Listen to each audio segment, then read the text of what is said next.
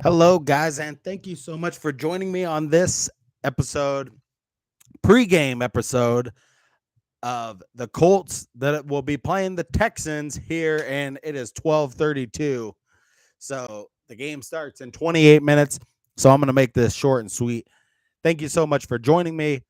My name is Aaron. This is Indiana Sports Connection, the only show on YouTube made by a fan for all of you out there. So you're getting a fan's perspective on this show. You will not see the talking heads on CBS or NBC that have all their money is wrapped up in the NFL. So they can't say the things that I'm going to say on this show. The show is brought to you by Reynolds Wrap. Reynolds Wrap is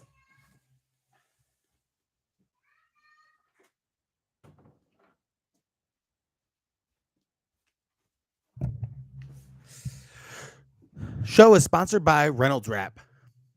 I wrap everything in this stuff.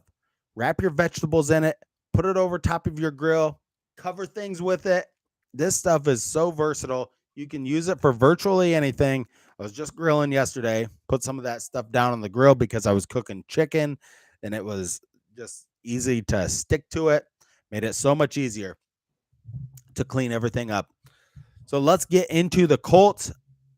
And behind me, I'm watching some of this channel called Colts Law on YouTube. Super awesome channel I just found with this guy. I mean, he's got like a 50-minute video where he breaks down every play. Highly recommended. I would check this out.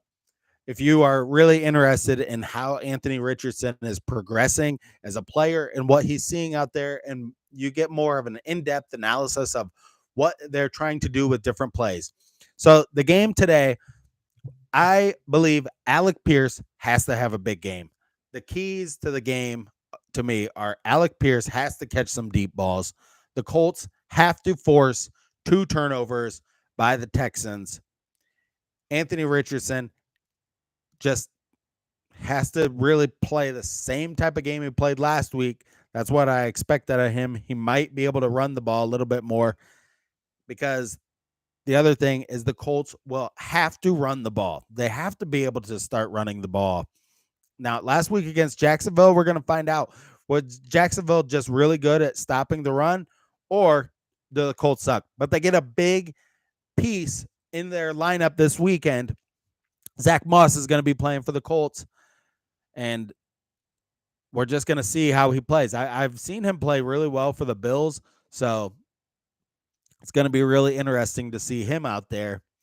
That's something I was just reading about the Texans' offensive line.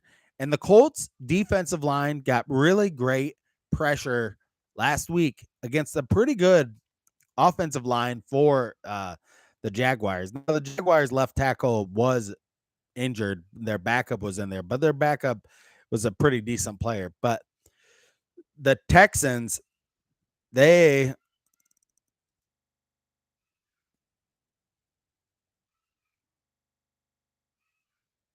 the Texans, they I'm sorry, I'm gonna have to cut this short.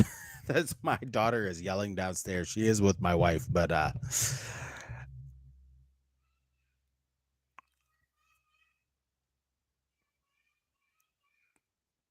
one thing I just wanted to bring up in this episode before. So the Texans have all 5 starters on their offensive line were not on the team last year. That is huge. Continuity in the offensive line is huge. I mean, we've seen teams that have terrible try to rotate guys in and out and have different players, and it is really difficult to have good. So, left tackle Josh Jones, left guard Kendrick Green, Jarrett Patterson playing center, and right guard Shaq Mason, right tackle George Fant. None of these players were Texans last season, but Mason is starting due to an injury. So the Colts, they have to get after CJ Stroud. He is a rookie quarterback, just like Anthony Richardson, but he doesn't have near the type of athletic ability that Anthony Richardson has to get out into the open space. Now, we saw CJ Stroud can run. I did watch the game last year when they played Georgia in the finals, and CJ Stroud does he's elusive when he can get out in the open field. He's a lot faster than he looks. Let's hope the Colts can bottle him up, and he's not going to. Their coaches, this guy is a great thrower of the ball. Their coaches with this guy do not want him to be running the ball up into the teeth of the Colts defense. So if they can keep him in the pocket and sack him 4 or 5 times, that will go a long way. Texans offensive line should be terrible, so the Colts should be able to get a good press. And then also the Colts should be able to run the ball on the Texans defense.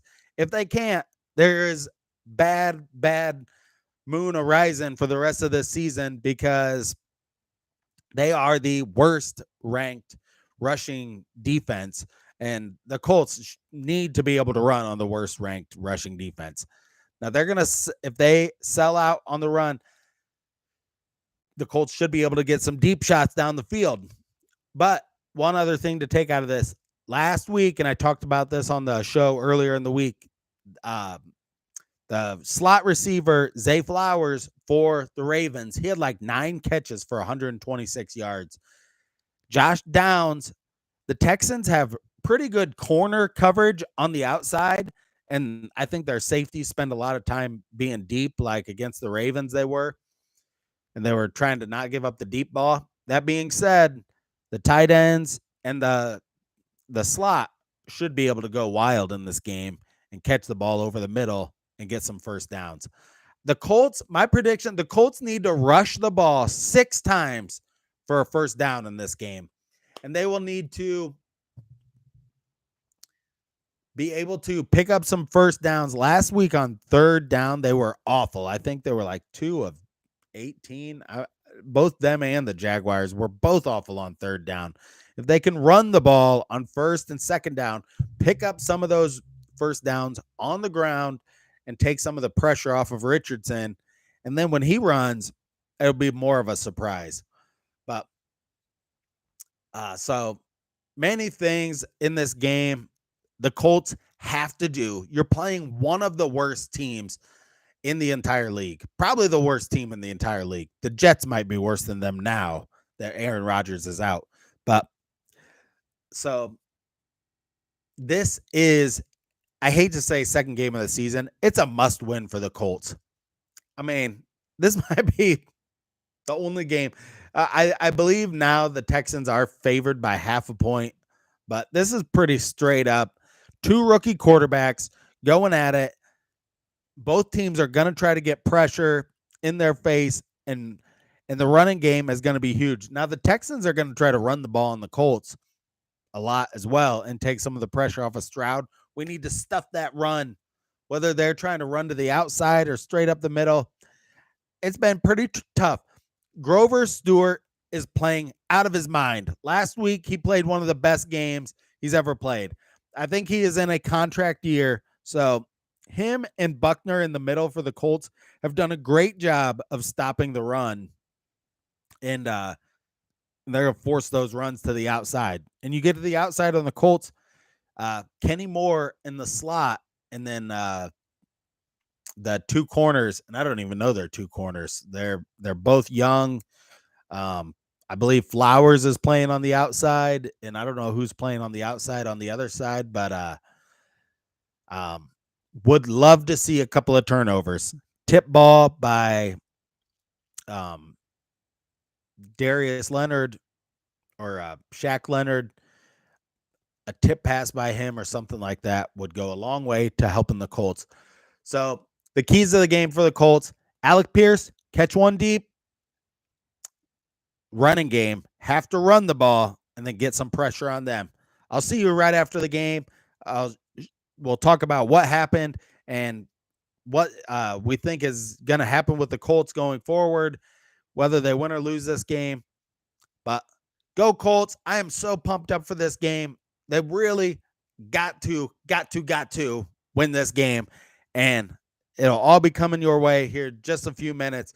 Thank you so much for watching Indiana Sports Connection. My name is Aaron. This is a show for the fans of the Colts. I did not get all dressed up for this. This is how I look while I watch the game. So And check out Colts Law during the week. Definitely a new channel that maybe not a new channel. He's been doing it a few years, but definitely love the work that this guy's doing. Until next time, stay classy out there, Colts fans.